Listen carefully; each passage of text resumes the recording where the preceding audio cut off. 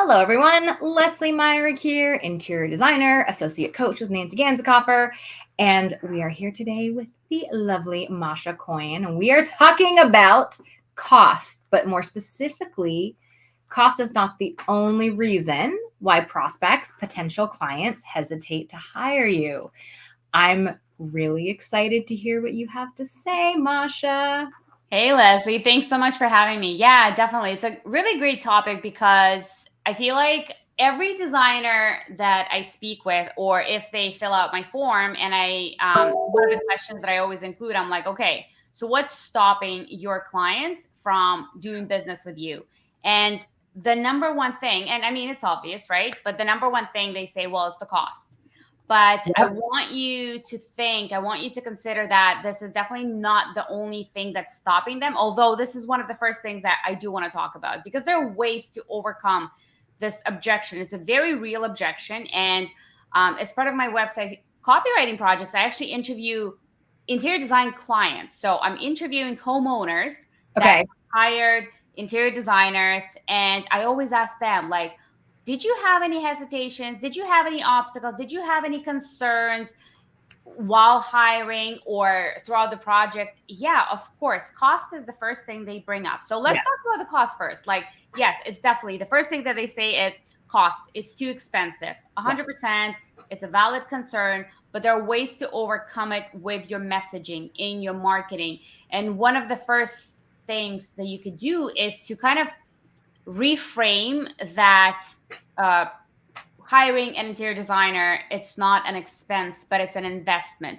So Yes. literally mentioning these words on your website would help, like how it's an investment, reframing how, for example, so like a practical advice is on your services page when you outline the process of your interior design project, actually paint the value that you provide, because we're talking about avoiding costly mistakes. And these are the real things that people actually mention in my interviews. They say, yeah, like, before hiring so and so, we decided to do it on our own. And it can be as simple as, like, we purchased a dining room table, which is so much bigger or too small for the space. So Yes. avoiding these costly mistakes. So here we're talking about mentioning things like investment in your home, the value that you bring as an interior designer, things like time savings, reducing overwhelm, stress. So these are the things that you definitely want to highlight on your website.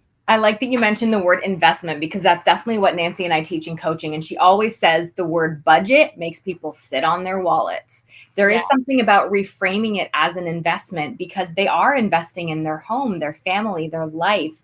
Yes, we all know it's a budget. It's a number that you are limited to spend for a project. Yeah. But I mean, you're a copywriter for designers. This is what you do. And these words matter. And framing this as an investment and not budget or this project is going to cost Yeah. can help alleviate some of that hesitation around money.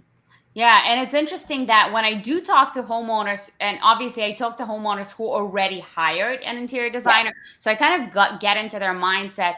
And it's so interesting to see that those, like the premium clients, more higher end clients, they actually say it themselves. Well, this was an investment for us. Yeah. Like, we just knew, like, I didn't have time to do all the things. I didn't have time, nor I had the experience. So you want to highlight that and reinforce that in your messaging. So for sure, I'm just want to make sure that I'm not missing anything, because I'm writing a blog about this topic. But another thing that you could do is actually on your portfolio page, if you are the type of designer who works with premium clients, but Mhm. also not so premium clients, you want to highlight that on your portfolio page and showcase a range of different projects. It could be like a smaller remodel or a smaller, just a bathroom remodel, if this is what you do. Obviously you have to do what makes sense for your business. If Yeah. you only want to take on, like, an entire home renovation or a first floor, something more substantial.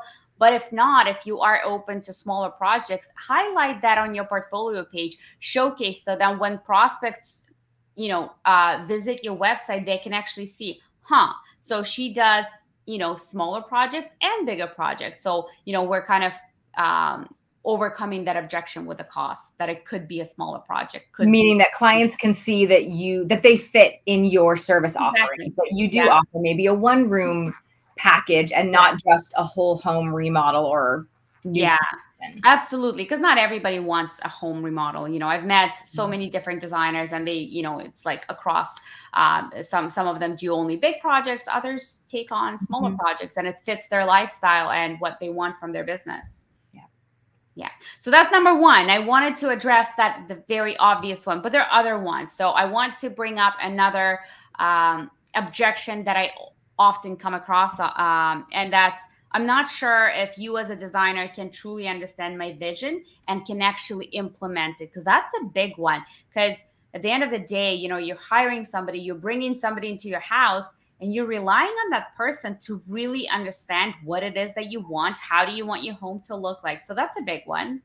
So this has nothing to do with cost. This is a potential client isn't sure that you're the right person for the job, that Yeah. you're going to get them the result that they want. Yeah. So, they're lacking confidence, maybe they're lacking trust. So that your goal as an interior designer, with your messaging, to showcase how they can trust you. So with that, we can do another thing on the services page. And I'm kind of going page by page, because there's certain things that you can do on different pages of your website. But on your services page, the things that you want to highlight is collaboration, showing up as a partner, basically showing to your ideal client that everything starts and ends with your vision, that it is your ideas, your input, that we are, as interior designers, are guided by your vision.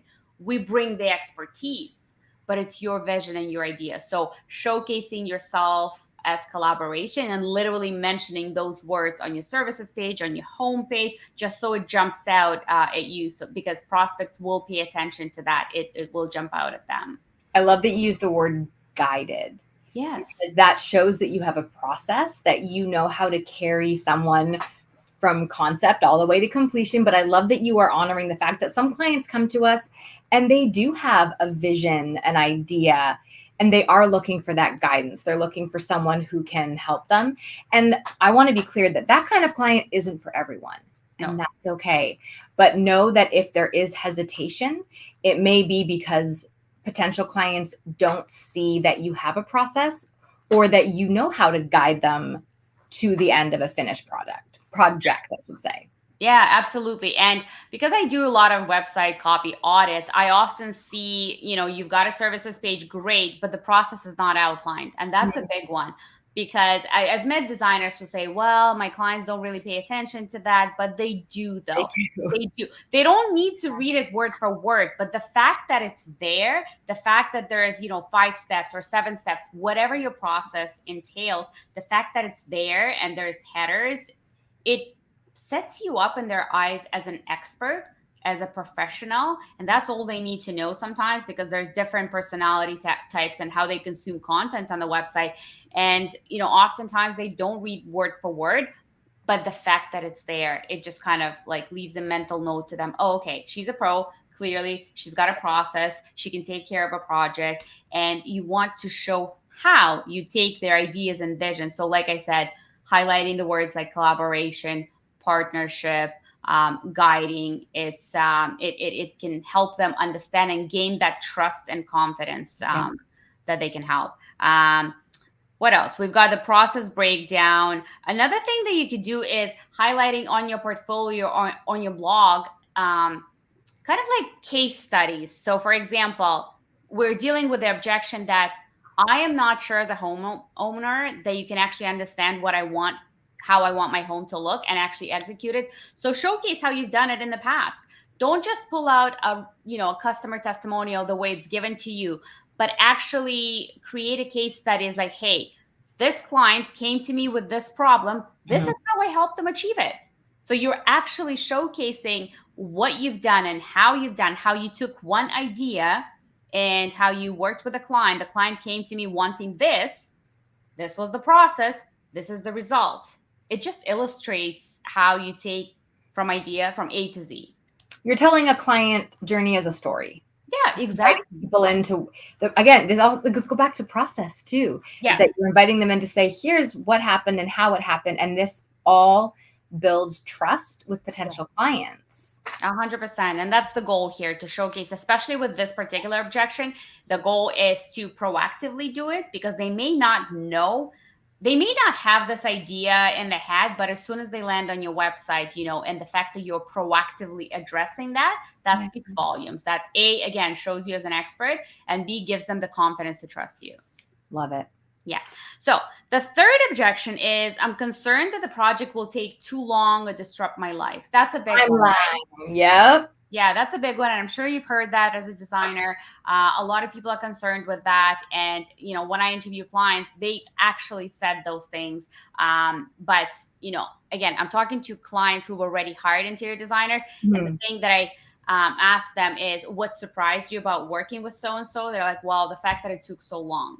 So you actually want to proactively mention that. I feel like the goal is not only to overcome this objection, but also to set realistic expectations. Yeah. Because this project is not going to take 5 months. It's not going to take 6 months. From what I understand, I'm not an interior designer, but I talk to interior designers on a regular basis, and most projects go beyond a year, sometimes 2 years, right? By the time you've done all the designing and the ordering and implementing, new builds, renovations can be longer. Of course. Even just decorating projects, I would say average about a year from start to finish for me. Yeah, I've actually worked with one interior designer, and she built very, very luxury interior designer. She worked on mountain chalets in the mountains, 7-year projects. Yeah. To me, it was just unbelievable. But what's interesting, when I talked to her clients, they were okay with, they wanted a shorter time span, but they went into it realistically, because she managed their expectations. Yes. Maybe it's face-to-face, and maybe it's in your welcome guide, or maybe it's in those face-to-face initial meetings. But you want to make sure your clients or your prospects are aware of how long everything takes. And also, you do want to remind them about the result, about the transformation. That helps them kind of overcome their concerns. I also want to mention one thing that you could do as a strategy. You could pull out quotes from client testimonials. So don't just post client testimonials, whatever they said about your project, but pull out specific quotes that actually speak to the timelines. That's important, because we want to make sure because client testimonials give us trust, and we want to make sure we're leveraging the right client testimonials that actually address the concerns that your clients are having. I like that. So being very strategic with the words on your website, and sharing testimonial snippets that specifically address whatever's going on that page. So if it's your services page and you're talking about your process, have testimonials that talk about your process, your timeline, things like that. Exactly, the timelines. And maybe a client could say something like, it was worth the wait. Like, it's so powerful when they say that, right? They said, well, yes, I wish, we were there by Christmas. The house would have been ready by Christmas, but it was so worth the wait at the end. So that just speaks volumes. It gives your client this, okay, so it does take long time. Yeah. She is open about it. There's not going to be any surprises, because you want to eliminate surprises along the way, and your messaging should be doing that.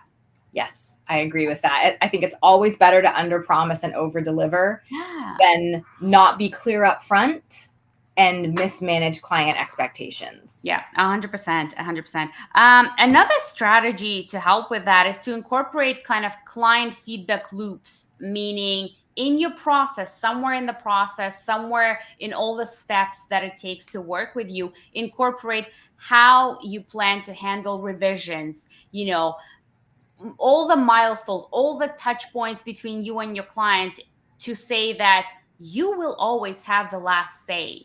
I'm giving you a ton of opportunities to comment on the design, provide revisions, talk about these things. We're still collaborating. So making sure that the client understands that it's not just you create the design and that's it, you've got 2 revisions. All the processes are different. So I've spoken with different kinds of designers. You got to draw the line somewhere, but you want to be realistic. It is your brand, but your client has to be okay with that too. So that's why you're working with the right clients is a whole other thing.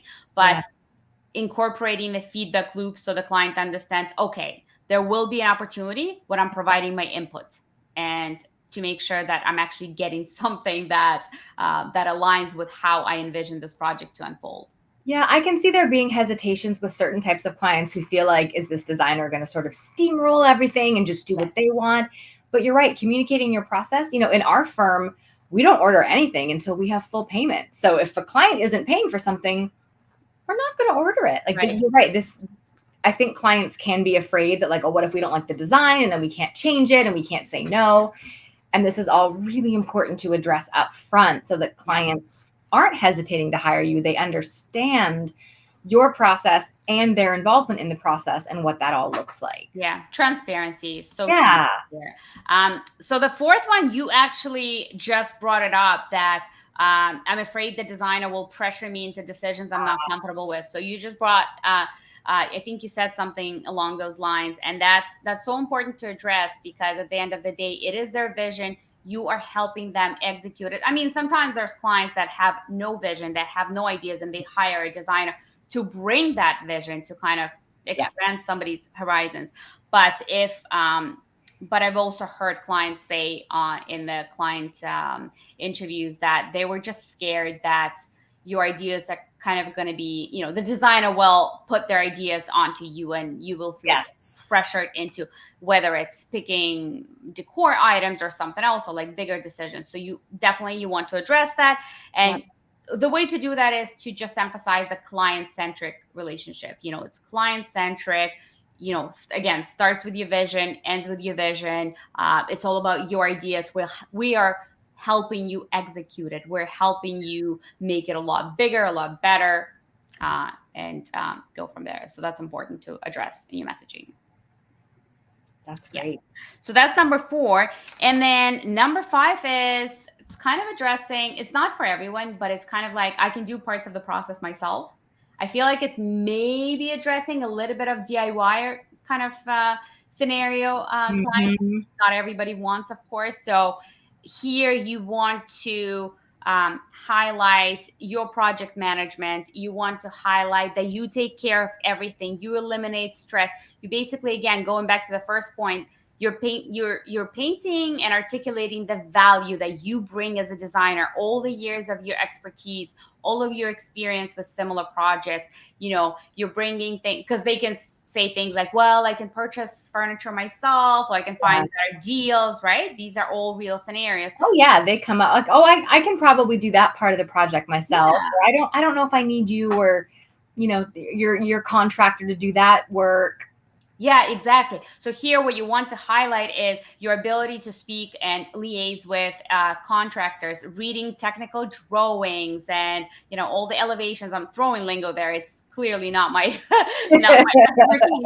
But you want to paint yourself as an expert. And here, I feel like what we're addressing is avoiding costly mistakes when the interior designer handles the entire project from start to finish. You do not worry about anything. I am taking care of everything. And all the difficult parts, like I said, talking with your general contractors, spotting mistakes. That's another big thing. Spotting mistakes, early on, because that's, not every homeowner is, that's one of their concerns usually, if that's not their area of expertise, which usually it is not.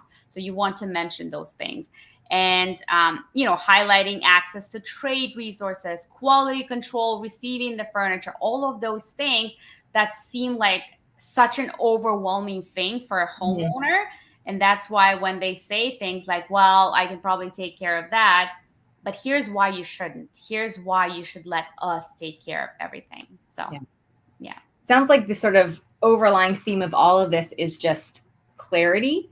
And Transparency and process. Process is one of the biggest things. Like I said, your clients don't need to read your process word for word, but when they see that you have a process and it's all outlined in a clear, transparent, proactive manner, it gives them confidence to trust you as an interior designer.